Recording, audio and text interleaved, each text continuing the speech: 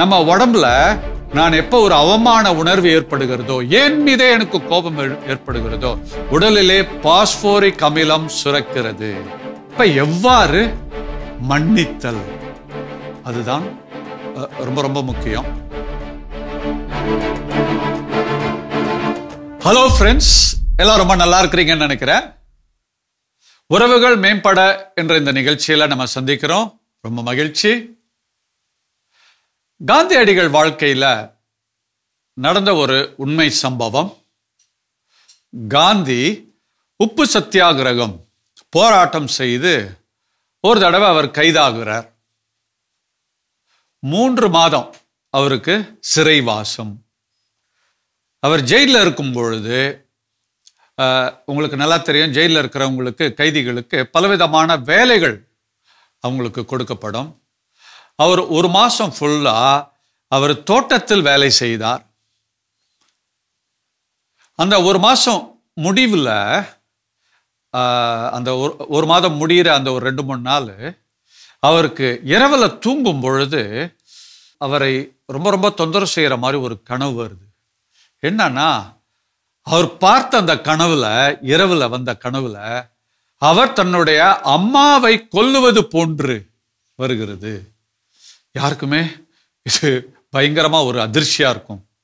அவர் நினைக்கிறாரு, என்னுடைய அம்மாவை நான் தெய்வமா பாவிக்கிறேன், அது எப்படி நான் எங்க அம்மாவை கொல்றது மாதிரி இது மாதிரி எனக்கு ஒரு கனவு வருது.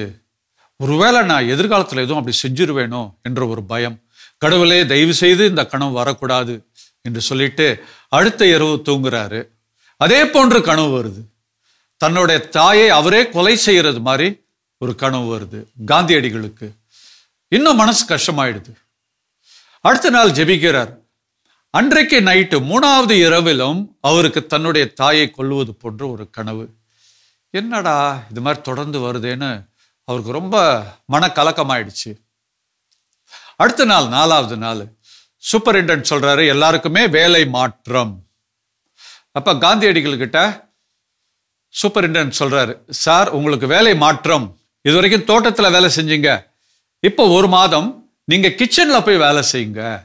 அங்க இருக்கிற சமையல்காரர் என்னென்ன சொல்றாரோ அந்த வேலையெல்லாம் செய்யணும், அவருக்கு நீங்கள் உதவி செய்யணும். அவர் கிச்சனுக்கு போனதுமே அங்க இருக்கிற தலைமை சமையல்காரர் 28 வயது ஒரு இளைஞர் காந்தியடிகளை பார்த்தோன்னா அவருடைய கரங்களை பிடித்து அப்படியே முத்தம் கொடுக்கிறாரு. சார், நான் உங்களுடைய அந்த தியாகங்கள், உங்களுடைய இதை நான் எவ்வளவோ நான் கேள்விப்பட்டிருக்கிறேன். உங்களை நேரடியா ஒரு தடவையாவது பார்க்க முடியுமான்னு ஏங்கி இருக்கிறேன். இந்த நாள்ல உங்களை நான் பார்த்து விட்டேன். உங்களை பார்க்கும்போது எனக்கு அவ்வளோ சந்தோஷமா இருக்குது. ஐயோ, எனக்கு தெரியாது நீங்க இந்த ஜெயிலில் இருக்கிறீங்கன்னு கூட எனக்கு தெரியாது. அதனால உங்களை பார்த்தது எனக்கு மிகப்பெரிய ஒரு சந்தோஷம், ஒரு ஆசீர்வாதம் என்று சொல்லி அவருடைய கையை பிடிச்சி பல முறை முத்தம் கொடுத்தார். காந்தி சொன்னாரு, சரி தம்பி, நான் உனக்கு உதவி செய்யறதுக்காக தான் வந்திருக்கிறேன். 1 மாசம் இங்க நான் உன்னோட தான் இருக்க போறேன். நீ என்னென்ன சொல்றியோ அந்த வேலைகளை நான் செய்கிறேன் என்று சொன்னார். அவருக்கு சந்தோஷம் தாங்க முடியல. சார், 1 மாசம் என் கூட இருப்பீங்களா? ஐயோ, எனக்கு எவ்வளவு பெரிய ஆசீர்வாதம் என்று சொல்லிக் கொண்டார். முதல்ல என்ன செய்ய வேண்டும் சார்? இந்த காய்கறி வெட்டணும். சரி, காய்கறி வெட்டும் போது அவரும் காந்தி பக்கத்துல இருந்து காய்கறி வெட்டிக்கிட்டே இருக்காரு. அப்ப காந்தி கேட்டாரு, தம்பி, நீங்க இங்க எவ்வளவு நாள் ஆகுது ஜெயிலுக்கு? அவரும் ஒரு கைதி தான். சார், நான் 5 நாள் ஆகுது அப்படின்னு. அப்படியா? எந்த காரணத்திற்காக நீங்க ஜெயிலுக்கு வந்திருக்கிறீங்க அப்படின்னு கேட்டாரு. அவர் சொன்னார், சார், அதை சொல்றது கூட என் நாவல எனக்கு ஒரு வல்லமை கிடையாது. சொல்றதுக்கே அவ்வளோ அவமானமா இருக்குது, எப்படி சொல்றதுன்னு தெரியல அப்படின்னு. இல்லப்பா, நீ எதுனாலும் சொல்லு, நீ என்ன சொல்றியோ அதை வச்சு நான் தீர்ப்பிட மாட்டேன், உன்னை புரிஞ்சுக்குவேன் அப்படின்னு. சார், நடந்ததை நான் சொல்றேன். அவர் சொன்னாரு, அதாவது வெள்ளைக்காரர்கள் நடத்துற மிகப்பெரிய ஹோட்டல்ல நான் தான் தலைமை சமையல்காரர். நான் அருமையா சமைப்பேன், அதனால என்னை தலைமை சமையல்காரராக வச்சிருக்காங்க. சின்ன வயசுலே எனக்கு இவ்வளோ பெரிய ஒரு பொறுப்பு. அவர் சொன்னாரு, எனக்கு ஒரே ஒரு பழக்கம் இருக்குது. நான் வேலை முடிச்சுட்டு வீட்டுக்கு போகும்போதும் பொதுவாக அந்த ஹோட்டலில் வந்து வரவங்க எல்லாம் வெள்ளைக்காரங்க, அவங்களுக்கு குடிக்கிற பழக்கம் இருக்குது. அதனால எனக்கு வந்து சொல்லுவாங்க, நீங்கள் வேலை முடிச்சிட்டிங்கன்னா நீங்கள் கொஞ்சம் அந்த ஆல்கஹால் அதை நீங்கள் எடுத்துகிட்டு போகலாம், குடிக்கலாம், அதனால் உங்களுக்கு அந்த சுதந்திரம் இருக்குது என்று. அதான் ஃப்ரீயாக கிடைக்குது. அது வரைக்கும் அவருக்கு அந்த பழக்கம் இல்லை. ஃப்ரீயாக கிடைக்குது என்று சொன்னதுமே அவர் என்ன பண்ணுவார், வீட்டுக்கு பாட்டில் எடுத்துகிட்டு போனால் அம்மா தொலைச்சிருவாங்க. வீட்டில் அம்மா மட்டும் இருக்கிறாங்க, அம்மாவும் மகனும், அப்பா கிடையாது. அதனால நான் வந்து வீட்டுக்கு எடுத்துகிட்டு போனால் கஷ்டமாக இருக்குன்னு சொல்லிட்டு நான் இங்கே குடிச்சிட்டு போயிடுவேன். வீடு வந்து பக்கத்தில் தான், நடந்து போகிற தூரம்தான். ஆனால் வீட்டுக்கு போனதும் கொஞ்ச நேரத்தில் அம்மா எப்படியோ கண்டுபிடிச்சிருவாங்க நான் குடிச்சது. அதனால திட்டிக்கிட்டே இருப்பாங்க. அப்போ நான் சொல்லுவேன், அம்மா நான் சும்மா குடிக்கலாமா, காலையிலேருந்து சாயந்தரம் வரைக்கும் வேலை செய்கிறேன்ல, என் உடலில் எவ்வளோ கஷ்டமாக இருக்கும் தெரியுமா, அந்த டென்ஷன்லாம் எப்படி தெரியுமா, கரெக்டாக சமைச்சு வெள்ளைக்காரங்களுக்கு கொடுக்கணும், என்னோட டென்ஷன் எனக்கு தான் புரியும். ஆகவே கொஞ்சம் அந்த பெக்கை எடுத்தாதான் எனக்கு உடம்பு வந்து தளரும், எனக்கு தூக்கமும் நல்லா வருது, நீங்கள் அதை புரிஞ்சுக்கணுமா அப்படின்னு. அவங்க சொன்னாங்க, டேய் உனக்கு என்ன கல்யாணமே ஆகலடா, இப்பவே குடிப்பழக்கம் இருந்துச்சுன்னா எந்த ஒரு பொண்ணு உனக்கு மனைவியாக விரும்புவா? அது மாத்திரம் இல்லை, நீ இப்பவே குடிக்க ஆரம்பிச்சின்னா இன்னும் வயசு ஆக ஆக ரொம்ப மோசமாயி போய் உன் ஆயிலே அது குறைச்சிரும் அப்படி இப்படின்னு சொல்லுவாங்க. அம்மா அதை மட்டும் நீங்கள் புரிஞ்சுக்கோங்கம்மா அப்படின்னு சொல்லிட்டு, நான் எனக்கு வேறு வழி இல்லை அப்படின்னு சொல்லிட்டு அவர் வந்து அது நிறுத்துற மாதிரி தெரியல. ஒரு நாள் என்ன பண்ணாரு, அதிகமான வேலை, அதிக டென்ஷன் ஆயிடுச்சு, 2 மணி நேரம் அதிகமாக ஹோட்டலில் இருக்க வேண்டியதாகிடுச்சு. ஏன்னா சில விருந்தாளிகள் வந்தோன்னா அவர்களுக்காக உணவு தயாரிக்கணும். அப்போ ரொம்ப டென்ஷன் ஆயிடுச்சு. அப்போ அவருக்கு பொறுப்பாக இருக்கிற மேனேஜர் என்ன பண்ணாரு, கிட்டத்தட்ட நிறையா ஒரு பாட்டிலில், இதப்பா இது நீ மெதுவாக வச்சு குடிச்சுக்கோ, ஏன்னா இன்னைக்கு எக்ஸ்ட்ரா வேலை செஞ்சுருக்கல, அதனால உனக்கு இந்த பரிசுன்னு ஒரு பெரிய பாட்டில் எடுத்து கொடுத்துட்டார். இவருக்கு தெரியும் வீட்டில் போனால் அம்மா விட மாட்டாங்கன்னு சொல்லிட்டு இவர் என்ன பண்ணிட்டாரு, ஒரு கொஞ்ச நேரத்திலே அந்த ஒரு பாட்டிலையும் முடிச்சுட்டு அப்படியே வீட்டுக்கு போறாரு. வீட்டுக்குள்ள நுழையும் போது தள்ளாடி வரும்போதே அம்மாவுக்கு தெரிஞ்சிடுச்சு, வாயிலிருந்து குப்புன்னு வாசனை அடிக்குது. உடனே அம்மா கோவத்துல பயங்கரமா திட்டாங்க. அம்மா அப்படி கையை ஓங்க போயிட்டாங்க. இது வரைக்கும் அம்மா திட்டிருக்காங்களே தவிர அடிச்சது இல்லை.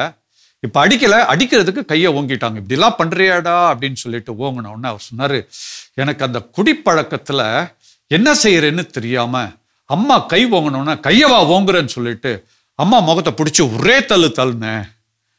அம்மா பேலன்ஸ் இல்லாம அப்படியே போய் அவங்க தலை வந்து பின்னாடி இருக்கிற செவுத்துல போய் அடிச்சு, அவங்க கீழே விழுந்தோன்னே மீண்டும் தரையிலையும் அதை அடிச்சு அம்மாவோட அந்த மண்டை ஓடு தலை வந்து அப்படியே பிளந்து விட்டது, அப்படியே ரத்தமா கொட்டுது.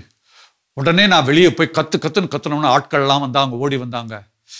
அம்மாவை கொண்டு போய் மாட்டு வண்டியில தானே அப்போ எடுத்துட்டு போக முடியும், அந்த காலத்துல ஆட்டோலாம் கிடையாது. மாட்டு வண்டியில ஆஸ்பத்திரி ரொம்ப தூரம் போறதுக்குள்ள வழியிலே அம்மா இறந்துட்டாங்க. அம்மா இறந்த உடனே நான் வந்து போலீஸ் ஸ்டேஷன்ல போய் நான் சரணடைந்து விட்டேன், இங்க ஜெயில என்னை போட்டிருக்காங்க சார், இது சொல்றதுக்கே எனக்கு அவமானமாக இருக்கிறது. உடனே காந்திக்கு மனதில் ஒரு எண்ணம் ஏற்பட்டுச்சு, ஆமா நம்ம ஒவ்வொரு நைட்டும் அம்மாவை கொள்ற மாதிரி நமக்கு கனவு வருதே, அதுக்கும் இதுக்கும் தொடர்பு இருக்குதா என்று தெரிந்துக்கிறதுக்காக அவர் சொன்னாரு, தம்பி இங்க நீ வந்து 5 நாள் ஆகுதா, சரி இந்த 5 நாளும் காய்கறி வெட்டும் போது சமைக்கும் போது எதை நீ நினைச்சுக்கிட்டே சமைச்ச அப்படின்னு. அப்ப அவர் சொன்னாராம், சார் நான் என்னையே பார்த்து நொந்துக்குவேன், டேய் நீ வந்து சாதாரண ஆள் இல்ல, அம்மாவையே கொன்ன பெரிய பாவி நீ, இது மாதிரி சொல்லிக்கிட்டே தான் நான் காய்கறியும் வெட்டி இருக்கிறேன். ஏன்னா இப்பதான் சார் நடந்துச்சு, நடந்து 1 வாரம் தான் ஆகுது அம்மாவை நான் கொன்றது. அதனால எனக்கு அந்த பயங்கரமான ஒரு அவமான உணர்வு, நான் சபிக்கப்பட்டவன் என்ற ஒரு உணர்வு இருக்கு, நானே என்ன சபிச்சுக்கிட்டே இருக்கிறேன் காலையில இருந்து சாயந்தரம் வரைக்கும்.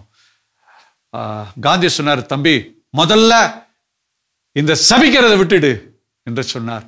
அப்பொழுதுதான் காந்திக்கு புரிந்தது, அவர் ஏற்கனவே அதை பத்தி படிச்சிருக்காராம், ஒருத்தங்க சமைக்கும் பொழுது அவங்களுடைய உணர்வுகள் ரொம்ப பலம் வாய்ந்த உணர்வு எது இருக்குதோ அது அந்த உணவிற்கு செல்லும். புரியுதுங்களா? அவங்க எல்லாம் கையில் எடுத்து தானே போடுறாங்க, உப்புல இருந்து புளியில இருந்து எல்லாம் கையில் எடுத்து இது அரிசியை கூட நல்லா அரிச்சு அதுல கையில் எடுத்து போடுறாங்க. ஆகவே அவங்க எந்த உணர்வு இருக்குதோ அந்த உணர்வு ஆற்றல் அந்த உணவிற்கும் செல்லுகிறது. அப்ப பாருங்க, அவர் காய்கறி வெட்டுறதும் சரி, அப்ப எல்லாத்தையும் தன்னுடைய கையால தொடுறார். எதோட? தான் ஒரு பெரிய சாபம் என்று தன்னையே சபித்துக் கொண்டு அதை தொடுகிறார். அதே நேரத்தில் சமைக்கும் பொழுதும் அந்த சமையல் பாருங்க, அந்த கரண்டியில் எல்லாத்தையும் கிண்டிக்கிட்டே எதை நினைக்கிறாரு? ஐயோ, நான் ஒரு சாபம், நான் இது மாதிரி பண்ணிட்டேன் என்று தன்னை நொந்து கொண்டு தன்னை அவர் சபித்து கொண்டே சமைச்சிட்டு இருக்கிறாரு. அப்ப அவருடைய அந்த கோப ஆற்றல் அதுக்குள்ள போயிடுச்சு, அவமான ஆற்றல் உள்ள போயிடுச்சு. அந்த உணவை சாப்பிட்ட காந்தியடிகளுக்கும் என்னது? அதே ஒரு உணர்வு, அதே ஒரு கனவும் வந்து விட்டது. அப்ப காந்தி சொல்றாரு, உங்களுக்குள்ள ஏற்படுகின்ற உணர்வு ஒரு அளவுக்கு மேல வலு பெற்றால் என்னாகும்? அது உங்களை மட்டும் ஆட்டி படைக்காது, உங்களை சுற்றி இருப்பவர்களையும் ஆட்டி படைக்கும். புரியுதுங்களா? அதிலே சொல்றாரு, இருக்கிற உணர்வுகள்லே ரொம்ப வலுவுடையது கோபம். அன்பார்ந்தவர்களே, கோபத்திலே 2 கோபங்கள் உள்ளன. ஒண்ணு மற்றவங்க மேல நீங்க வச்சிருக்கிற கோபம், பகை உணர்வு. இரண்டாவது, தான் ஏன் மேல எனக்கு கோபம். புரியுதுங்களா? அதே அவமானம் என்று சொல்லுவோம். சரி, அந்த சமையல்காரர் பார்த்தீங்களா, தான் மேலே அவருக்கு பயங்கரமான கோபம், தன்னையே ஒரு அவமானமாக நினைத்தார். நீங்க உங்களே அவமானமா நினைச்சீங்கன்னா என்ன ஆகும்னு பார்க்கலாம். பிறர் மீது கோபம் இருந்தா நம்ம உடம்புல என்ன ஆகும்? நான் சொன்னேன், பலவிதமான அமிலங்கள் ஜாஸ்தி ஆகும், அசிடிட்டி ஜாஸ்தி ஆகும். ஹைட்ரோகுளோரிக் அமிலம் இருக்கும், கொஞ்சம் சல்பியூரிக் அமிலம் இருக்கும். ஆனால் இப்பொழுது 3வது அமிலம் சொல்லுகிறேன். யார் யாருக்கு தன் மீதே ஒரு வெறுப்பு, தன்னையே ஏற்றுக்கொள்ள முடியாத ஒரு நிலை, நான் என்னையே வெறுக்கிறேன். யார் யாருக்கு பொறாமை அதிகமாக இருக்கிறதோ தன் வெறுப்பும் அதிகமாக இருக்கிறது. உங்களுக்கு எவ்வளவுக்கு எவ்வளவு பொறாமை இருக்குதோ அந்த அளவுக்கு உங்களையே நீங்கள் ஏற்றுக்கொள்ளவில்லை, உங்களையே நீங்கள் சாபமாக நினைத்து கொண்டிருக்கிறீர்கள். இந்த மாதிரி ஒரு எண்ணம் ஏற்படும் போது இந்த பாஸ்போரிக் அமிலம் சுரக்கிறது. சரி, அந்த பாஸ்போரிக் அமிலத்துல பாஸ்பரஸ் இருக்கிறது. பாஸ்பரஸ்னா என்ன? நம்ம தீப்பெட்டி எடுத்து தீக்குச்சி பற்ற வைக்கும் பொழுது ஒரு விதமான வாசனை வருது பார்த்தீங்களா, அதான் பாஸ்பரஸ் வாசனை. மீன் வாங்கும் போது அதை சுத்தம் பண்ணும்போது தோல்ல வழுவழுன்னு இருக்கும் பார்த்தீங்களா, அப்படியே அப்படியே அப்படியே சில்வர் மாதிரி அப்படியே ஷைன் பண்ணும்.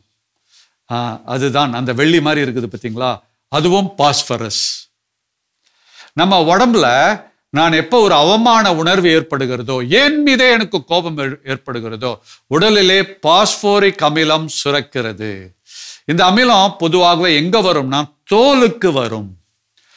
தோலுக்கு வந்துவிட்டால் எல்லாவித தோல் வியாதிகளும் வரும். புரியுதுங்களா?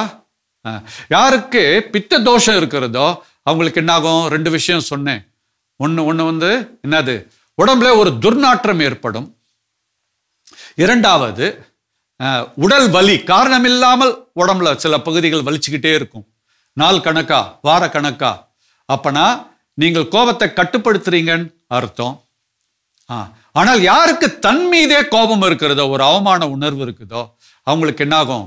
அந்த பாஸ்போரிக் அமிலம் சுரக்கும். அது பாருங்களேன், சல்பியூரிக் அமிலம் அது என்ன மாதிரி வாசனைன்னா, ஒரு முட்டை அழுகும் போது ஒரு வாசனை வருது பார்த்தீங்களா, அது தோலிலிருந்து வந்தால் பிறர் மீது கோபமா இருக்கிறீங்கன்னு அர்த்தம். பாஸ்போரிக் அமிலம் என்னன்னா, மீன்ல இருந்து ஒரு வாடை வருகுது பார்த்தீங்களா, அதே வாடை உங்கள் தோல்ல இருந்து வரும்.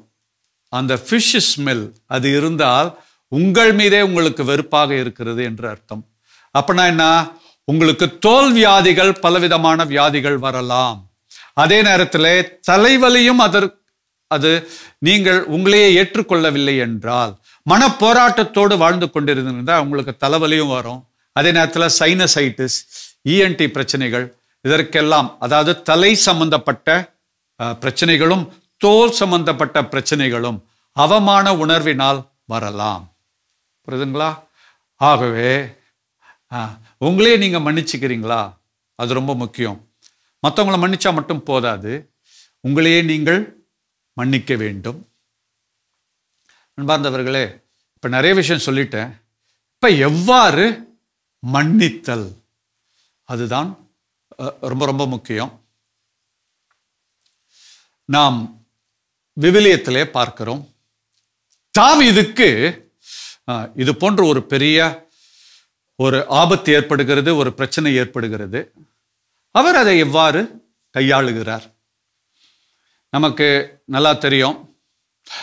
தாவீது அவர் சிறுவனா இருக்கும் பொழுதே கோலியாத் என்ற மிகப்பெரிய கொடூரனை அவர் கொன்று விடுகிறார்.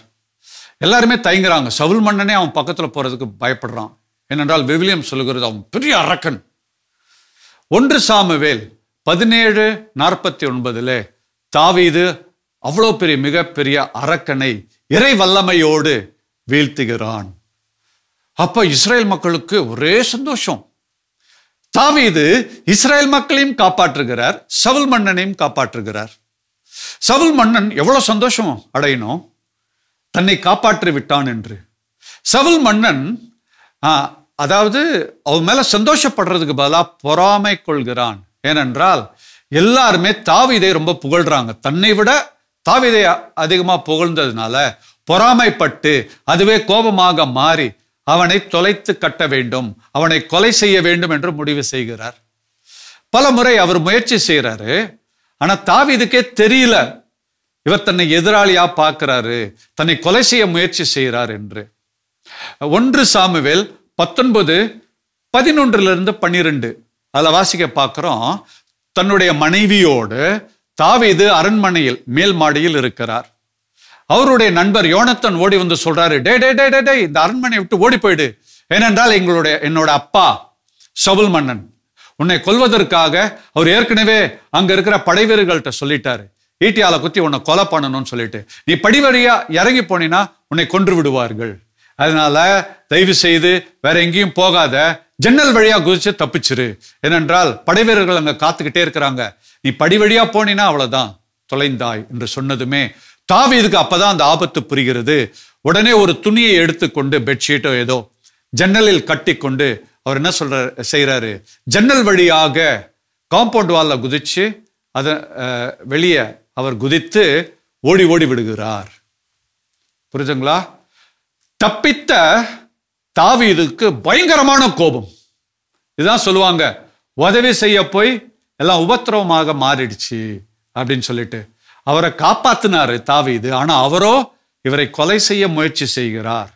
அவரு காட்டுப்பகுதிக்குள் போய் மலைப்பகுதியில போய் ஒளிந்து கொள்கிறார். அப்ப அந்த கோபத்தில் அதை அவரை நம்ம டைரி எழுதுவோம்ல, அது மாதிரி பாடலா எழுதுறார். அந்த பாடல் தான் திருப்பாடல் 11. அப்ப அந்த திருப்பாடல்ல பாத்தீங்கன்னா அதுல தாவீது சொல்றார், நான் எதிரிகிட்ட தப்பிச்சு நான் மலைகள்ல போய் ஒளிஞ்சிட்டு இருக்கிறேன் என்று சொல்லி, சவுல் மன்னன் என்று சொல்லாமல் எதிரி என்று அவர் அதில் எழுதுகிறார். பாருங்க, எனக்கு இப்படிலாம் கஷ்டம் நடக்குது, கடவுளே இது உங்களுக்கு அடுக்குமா என்று சொல்லி அவர் என்ன செய்யறாரு, கடவுளிடம் தன்னுடைய ஆதங்கங்களை கொட்டுகிறார். அதன் பிறகு அவருக்கு ஒரு ஆன்ம இயக்குனர் இருக்கிறார். யாரு? சாமுவேல் இறைவாக்கினர். அவர்கிட்ட ஓடி போய் தன் மனசுல இருக்கிறதெல்லாம் போய் கொட்டுறாரு. பாருங்க, இது உங்களுக்கே அடுக்குமா, நான் நல்லது செய்ய போனேன், அவர் எனக்கு எதிரியாக மாறிவிட்டார், என்னை கொலை பண்றதுக்காக அவர் முயற்சி செய்து கொண்டிருக்கிறார்.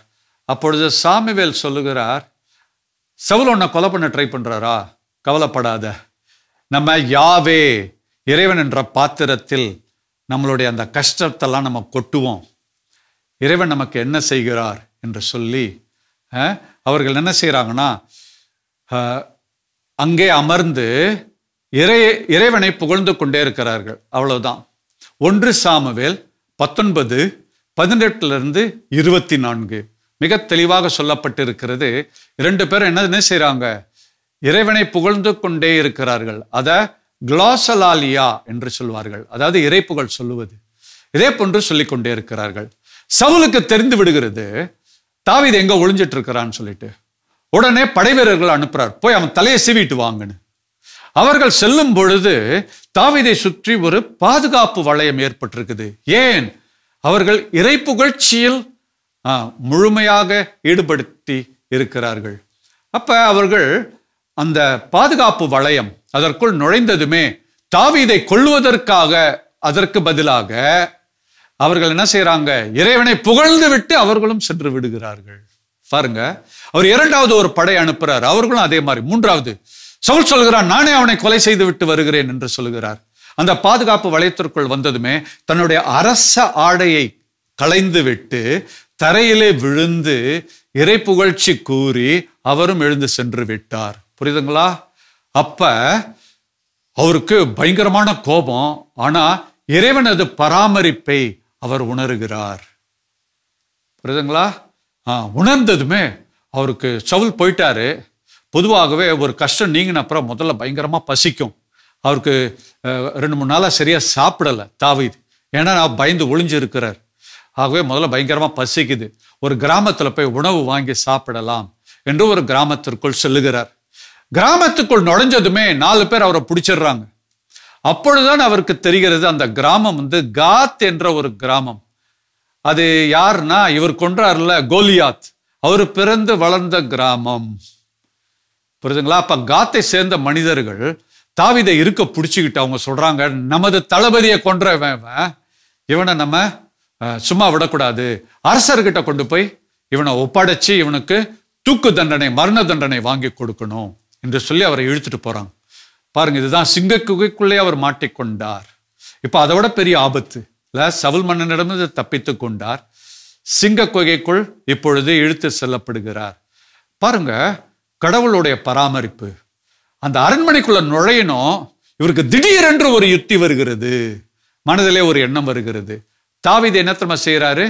தன்னுடைய உடலை விகாரப்படுத்தி, விவிலியம் சொல்லுகிறது, நாக்கை தொங்க விட்டு கொண்டு அரண்மனைக்குள் பைத்தியக்காரன் போன்று நுழைகிறார். 1 சாமுவேல் 21:10-15 வசனங்கள் அது வாசிங்கன்னா அதுல தெளிவாக கொடுக்கப்பட்டிருக்கிறது. ஒரு பைத்தியக்காரன் போல அவர் உள்ள நடந்து போறார். இவங்க என்ன பண்றாங்க, நடிகிரியா, எங்க அரசர்கிட்ட சொல்றோம் பார் என்று சொல்லி அரசன் கிட்ட அழைத்து சொல்லுகிறாங்க, அரசரே, இவன் பயங்கரமா நாடகம் ஆடுறான், இதோ இவன் பேரு தாவீது, நமது கோலியாத், தளபதியை கொன்றவன், ஆகவே இவனை சும்மா விடக்கூடாது, இழுத்துட்டு வந்திருக்கிறோம், ஆனால் வேண்டுமென்றே இவன் பைத்தியம் போன்று நடிக்கின்றான் என்று. பாருங்க கடவுளுடைய அந்த யுக்தி எப்படி வேலை செய்யுது அப்படின்னு. அரசன் இவனை பார்த்ததுமே சொல்றாரு, யோ, நம்ம நாட்டுல தான் நிறைய பைத்தியங்கள் இருக்குது, இதுல வெளிநாட்டுல இருந்து ஒரு பைத்தியத்தை கூட்டு வரீங்க, போயா அந்த ஆளை வெளியே விடுங்க.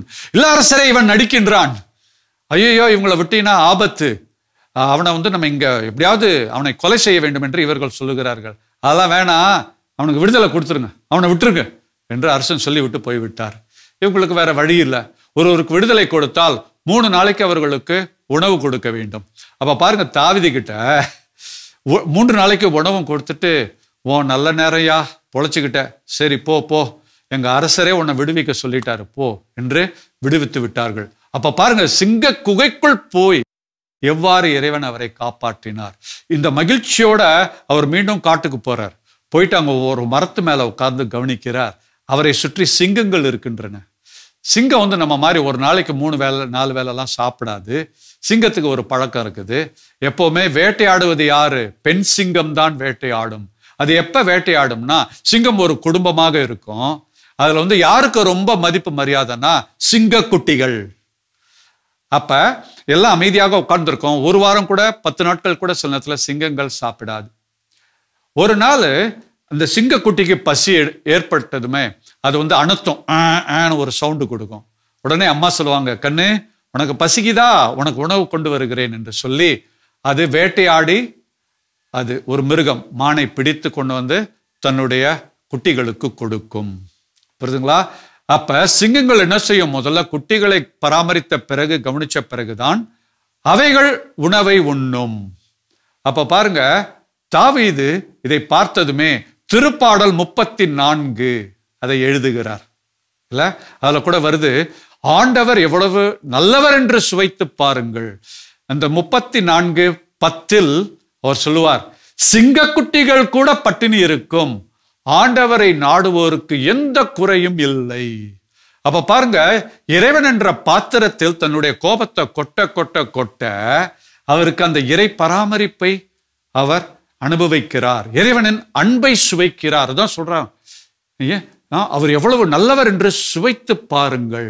அப்ப அந்த இறைவனின் வல்லமை அவர் உணர்ந்ததுமே என்னாகுது, அவருக்குள்ள இருக்கக்கூடிய அந்த பகை உணர்வை விட்டு விடுகிறார். இப்பங்க உங்ககிட்ட 100 ரூபாய் இருக்குது, நான் 1000 ரூபாய் கொடுத்துட்டு அந்த 100 ரூபாவை நீங்க கொடுக்குறீங்கன்னா ஈஸியா கொடுத்துருவோம் இல்ல? யாராவது எடுத்தோன்னு 100 ரூபாய் கேட்டா கொடுக்க மாட்டோம். அவங்க நமக்கு 1000 ரூபாய் கொடுத்துட்டு 100 ரூபாய் கேட்டா உடனே கொடுத்து விடுவோம். நம்ம மனசு என்ன பண்ணும்னா பகை உணர்வையும் இழுத்து பிடிச்சுக்கும். ஆனால் அதை தாண்டிய மிகப்பெரிய கொடைகளை இறைவன் தனக்கு கொடுத்தார் என்று தெரிஞ்சதுமே அந்த பகை உணர்வை அவர் விட்டு விடுகிறார். எந்த அளவிற்கு என்றால் நாம வாசிக்க கேட்கிறோம். 1 சாமுவேல் 24:1-14. சவுலுக்கு பயந்து அவர் காட்டில் இருக்கும் பொழுது ஒரு குகையில போய் அவர் ஒளிந்து கொள்கிறார் தாவீது. அந்த குகையில இரவு தூங்கிவிட்டு காலையில விழிக்கிறார். அப்ப நடந்த நிகழ்ச்சி, சவுல் மன்னன் தாவீதை எப்படியாவது தேடி கண்டுபிடித்து கொல்ல வேண்டும் என்று வந்தவன், அவர் படையோட இருக்கிறாரு, காலை கடனை கழிக்க வேண்டும். அப்ப என்ன செய்யறாரு, ஒரு செம்பில் தண்ணியை எடுத்துக்கிட்டு ஒரு மறைவிடத்திற்கு போறார். அப்ப பாக்குறாரு ஒரு கொகைக்குள்ளதான் முழுமையான அதுதான் மறைவிடம் என்று தெரிந்து உள்ளே சென்று காலை கடனை கழித்து கொண்டிருக்கிறார். அப்ப என்ன கையில வாழை இதெல்லாம் எடுத்துட்டு போவாங்க, கேடயம் அதெல்லாம் கிடையாது. அவருக்கு வேண்டிய ஒரு இடுப்புல ஒரு கச்சையும் அப்புறம் தோல்ல போட்டுக்கக்கூடிய ஒரு சால்வையும், அவ்வளவுதான் போர்வை. அதோட உள்ள சென்று துணியை அவுத்து ஒரு மூலையில வைத்து விட்டு அவர் காலை கடனை அவர் கழித்து கொண்டிருக்கிறார். அப்ப தாவீதோட நண்பர்கள்லாம் கூட இருக்கிறாங்க. அவர் காதுல மெதுவா சொல்றாங்க, டேய் நம்ம எதிரி நமக்கு முன்பாகவே வந்துட்டாரு, நிராயுத பாணியா, அவர் கையில எந்த ஆயுதமும் கிடையாது, நம்ம கையில தான் வாள் இருக்குல்ல, இதை கொண்டு போய் அவர் தலையை உடனே சீவிடு அப்படின்னு. தாவீது அந்த வாளை எடுத்து கொண்டு போய் சவுலை சீவவில்லை, மாறாக அவருடைய ஆடை இருக்குது பார்த்தீங்களா, அதனுடைய விளிம்பை மட்டும் அவர் வெட்டி விட்டார். திருப்பி உள்ள போயிட்டார். சவுல் வெளியே வந்ததுமே தாவீது அவருக்கு பின்பாக சென்று அவர் சொல்லுகிறார், என்னை பத்தி நீங்க எல்லாத்துக்கிட்டையும் சொல்லிட்டு இருக்கீங்க, உங்களை கொலை பண்ண நான் ட்ரை பண்றேன்னு. பாருங்க, உங்களை கொல்லணும்னு நான் நினைச்சேன்னா என் கையில வாள் இருந்தது, உங்க கையில ஒண்ணுமே இல்லை, நான் கொன்று இருக்கலாம், அதற்கு பாகதாக உங்களுடைய ஆடையின் விளிம்பை மட்டும் எடுத்திருக்கிறேன் என்று சொன்னதுமே சவுல் அவரை அரவணைத்து அவரை ஏற்றுக்கொள்கிறார். தாவீதும் அவரை மன்னிக்கிறார். பிறகு தாவீத் அரசனாக உயர்த்த பெறுகிறார். உங்கள யார் யாரு அடுத்த சீஃப் மினிஸ்டரா வரணும்னு நினைக்கிறீங்களோ, என்ன செய்யணும்னு உங்களுக்கு தெரியும், மன்னித்து விடுங்கள்.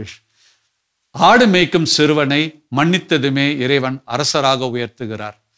பழைய ஏற்பாட்டிலே யோசேப்பு தன்னை கொலை செய்ய முயற்சி செய்த சகோதரர்களையே மன்னித்து விடுகிறார். இறைவன் அவரை எகிப்தின் ஆளுநராக உயர்த்தி விடுகிறார். நெல்சன் மண்டேலா தனக்கு பாதகம் செய்த அந்த வெள்ளைக்காரர்களை மன்னித்து விடுகிறார். அந்த நாட்டின் அதிபராக அவர் உயர்ந்தார். இப்ப உங்களுக்கு தெரியும் வாழ்க்கையில் உயர வேண்டும் என்றால் என்ன செய்ய வேண்டும் என்று. ஆகவே பிறரையும் நம்மையும் மன்னிப்போம். இறைவன் என்ற பாத்திரத்தில் நமது கோபதாபங்களை கொட்டி விடுவோம். கண்டிப்பாக நமக்கு மிகப்பெரிய மீட்பை இறைவன் கொடுப்பார். நன்றி, வணக்கம். ஒவ்வொரு நாளும் நீங்க மாலை வேலை முடிச்சுட்டு வீட்டுக்கு வரீங்க, வந்ததும் ஒரு கதவை சாத்திக்கொள்ளுங்க, புரியுதுங்களா? காலையிலிருந்து மாலை வரை யார் யாரெல்லாம் உங்களை காயப்படுத்தினாங்களோ அவங்கள நினைச்சுக்கோங்க. நீங்கள் அந்த கோபத்தெல்லாம் ஒரு பாத்திரத்தில் கொட்டிவிட வேண்டும்.